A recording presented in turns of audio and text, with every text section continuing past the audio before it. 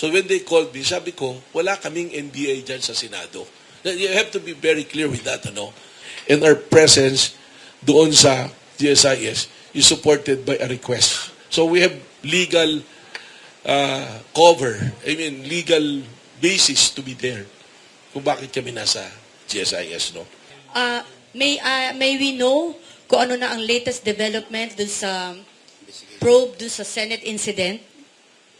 Well, unang-una, sabi ko nga, natapos kami nila, Ma'am Andrea, last night, mga 12:30. We have coordination with the CIDG and the part of the NBI, no? And the part of the NBI, voluntarily, no, in coordination with CIDG, because we recognize their effort to sa investigation process nila, no? They've gathered the evidence from the Senate, from GSIS. So, binigay namin lahat, all the individuals na nandoon sa GSIS, pina-interview namin sa CIDG, and even yung baril na pinaputok ng isang ahente, sinabit namin sa ballistics, ano. So, issued a statement, and then some of the member of the media also issued their statement doon sa nangyari na account doon sa GSIS, no.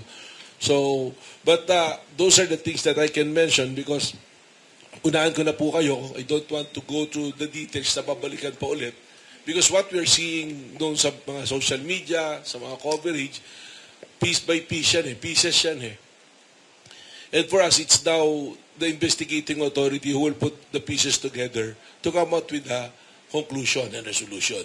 So I recognize the authority by the Department of Justice, bubuwa sila ng panel, and the Office of the Ombudsman at the same time, and there's an effort also of CIDG. And ako din mismo, on March 14, after nung event na yon, nung nangyari na yon sa GSIS, I created a panel, an independent panel within the NBI to do the investigation and the gathering of the pieces of evidence that is necessary. So on the end, at our end, almost tapos na kami dyan Dahil the following day, hindi ko pinauwi yung mga taong nagpunta sa GSIS nang hindi nakapagbigay ng spot report. And we have the spot report, including the attached evidence to prove or to prove yung claim nila doon sa kanilang spot report. So meron na kami noon and we submitted it to CIDG apart from the interview ng isa-isa ng lahat ng accounts nila. And this morning, we're submitting it to the Department of Justice. So I recognize the authority of DOJ and the Ombudsman on this matter. Sir, once and for all, some are saying it was a siege, another said it was an attack. From you, what's your take on that? If you will notice, I keep on mentioning GSIS because I saw the blog of Senator Pia Cayetano na sinasabi nila, nilulusob sila sa Senado, pati nila ng mga senators. So when they called me, sabi ko, wala kaming NBI dyan sa Senado. You have to be very clear with that, that the Senate is renting the building from GSIS. It's one complex, and the building where GSIS offices is located, and the building where Senate is, yung offices ng Senate are located, magkaiwala yan. But the separation is only through a door. Tapos mayroon platform, the GSIS na, So, pag makita nyo yung video, which I've seen already, sa GSIS talaga. That's why yung sinasabi na si NBI Director nagsisinungaling dahil sinabi niya walang tao sa Senado.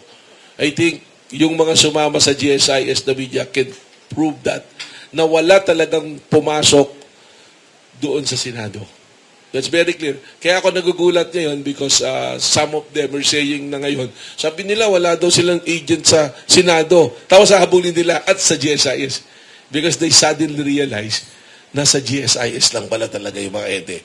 And our presence doon sa GSIS is supported by a request. So we have legal cover, legal basis to be there kung bakit kami nasa GSIS, So, doon sa claim na stage ba yan or attack, ganyan, sabi ko na kung siege man yan or anything, there's no siege. The Senate was never under attack.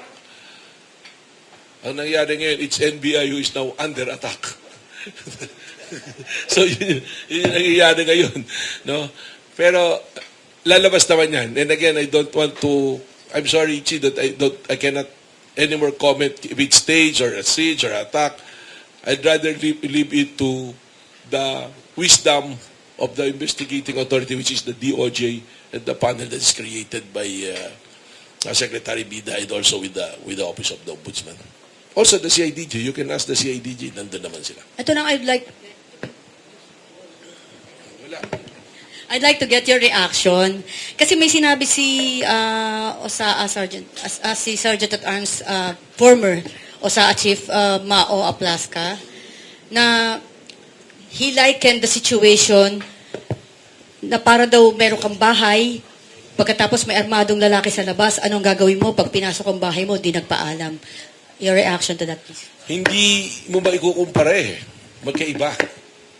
May comparison, bahay mo, pinasok. That is an assumption eh. Na pinapasok. Actually, pagpakinggan niyo yung mga statement nila, magkakaiba eh. Nakita pa lang nila sa labas, may mass build-up. Sa labas ng bahay mo, may nakita ka mga armado, are you entitled to assault them? Puntahan mo sila. Paputukan mo ng barel. Di ba hindi? Labas ng bahay mo eh. If you want to beef up the security of your house, in this instance, ang dami ng Marines, ang dami ng PSPG, ang dami nila, hindi ka dapat tumawid dun sa kabilang bahay. O kaya tinanong mo yung kabilang bahay mo na ikaw nangungupahan pa na sino yung mga nandyan, papasukin ba kami niyan? O kaya kilala mo naman yung namamahala dun sa grupo na yon, tatawagan mo siguro, di ba? No? So, ako, again, those are factual na makikita lahat dun sa findings. I've seen all the videos already that is necessary to be seen na importante doon sa investigation. It was shown to me by CIDG last night. Nakita ko na yung sagot eh. But I'd rather leave the conclusion again to the Department of Justice. And even, I'm giving the CIDG, siguro you ask CIDG kung ano yung findings. I think they've done. Nakuha na nila kaagad eh. Seen the CCTV. You've seen the coverage of the media who are present there. Everything happened at the side of GSIS. Hindi doon sa loob ng bahay nila. That's why ako, nung tinawagan, we're having fellowship doon sa aming planning.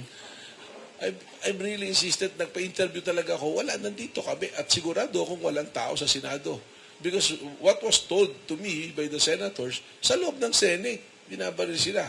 And the ballistics ng bala, yung papasok, makikita nyo yung ballistics, papunta lahat sa GSIS yung tamaan ng bala, walang papunta sa Senado. They were never put in danger.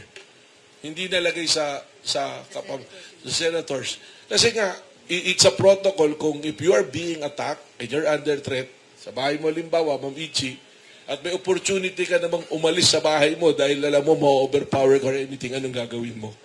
Dapat the first thing that you did, evacuate mo na yung lalo na yung mga senators. Kasi importanteng mga tao yan. Diba? So there is a danger. But you stayed until 12:30. Yung pinakahuling umalis, 2:30 a.m. eh. Tumakas pa, di ba? Yun lang.